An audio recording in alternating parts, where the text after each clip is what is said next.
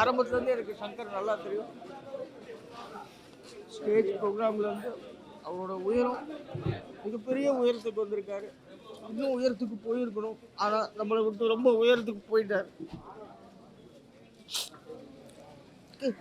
Robot அண்ணாவை வந்து அவர் வந்து ஒரு மேடையில் வந்து ரோபோ வேஷம் போடுறதுலேருந்து நல்லா தெரியும். அவரோட இறப்புக்கு அதுவும் ஒரு காரணம் தான். ஏன்னா வந்து அவர் அந்த மெட்டாலிக் பெயிண்ட்டை வந்து உடம்பு ஃபுல்லாக பூசிட்டு பல வருஷம் ஸ்டேஜ் ஷோஸ் பண்ணியிருக்காரு ரோபோவாக. ஸோ அதனால கூட லிவர் வந்து அவருக்கு பாதிக்கப்பட வாய்ப்பு இருக்குது அப்படின்னு அப்போவே அவருக்கு உடம்பு சரியில்லாமல் வந்த போதே சொன்னாங்க. பட் அதையும் தாண்டி அவர் வந்து ரொம்ப happy person, fun filled person. அவர் வாழ்க்கையை அவர் ஹாப்பியாக வாழ்ந்தார்.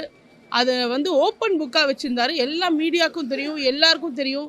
அவர் இந்த வீடு கட்டினதுலேருந்து, அவரோட ஆனிவர்சரியிலேருந்து, அவரோட பர்த்டேலேருந்து, அவங்க பொண்ணோட கல்யாணத்துலேருந்து எல்லாமே மீடியாவுக்கு காமிச்சு அவர் வந்து அவர் வாழ்க்கையவே வந்து மீடியா தான் அப்படின்னு இருந்தார்.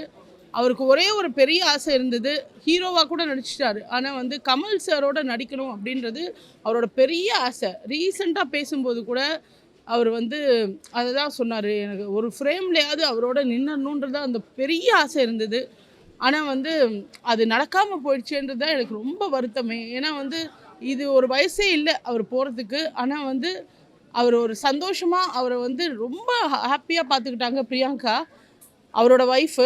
அந்த மாதிரி ஒரு ஒய்ஃப் வந்து கிடைக்கிறது பெரிய வரம்னே சொல்லலாம். ஏன்னா ஒரு குழந்தை மாதிரி அவரை பார்த்துக்கிட்டாங்க. அவர் என்ன பண்ணாலும் அவரை எப்படியோ காப்பாற்றி எல்லாம் கொண்டு வந்து நல்லா கொண்டு வந்து அவர் ரொம்ப வெயிட் லாஸ் ஆனப்போ கூட ஜிம்முக்கெல்லாம் போய் நல்லா ஒர்க் அவுட் பண்ணி ஃபோட்டோ ஷூட்டெல்லாம் எடுத்து நல்லா வந்தார். ஆனால் வந்து அந்த ஒரு பழக்கம் விட்டால் கூட அது வந்து என்ன சொல்கிறது, கொல்லுன்றது தான். ஸோ அவர் வந்து ஒரு ராஜா வாழ்க்கை வாழ்ந்தார். ராஜா மாதிரி அனுப்பி வைக்கணும், அவ்வளோதான்.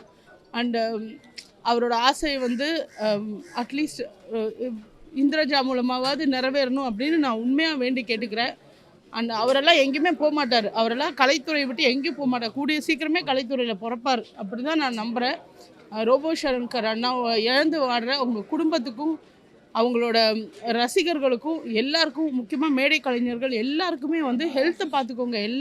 எல்லா ஆர்டிஸ்ட்டும் சரி, எல்லாருமே சரி, ஹெல்த் ரொம்ப முக்கியம். ஏன்னா நம்ம இல்லாமல் நம்ம குடும்பம் ரொம்ப வருத்தப்படும். அதனால் அந்த ஒரு பெரிய தப்பை மட்டும் நம்ம பண்ணக்கூடாது. அதுதான். நன்றி, வணக்கம். அவருடைய ஆத்மா சாந்தி அடைய எல்லாரும் வேண்டிக்கிறேன்.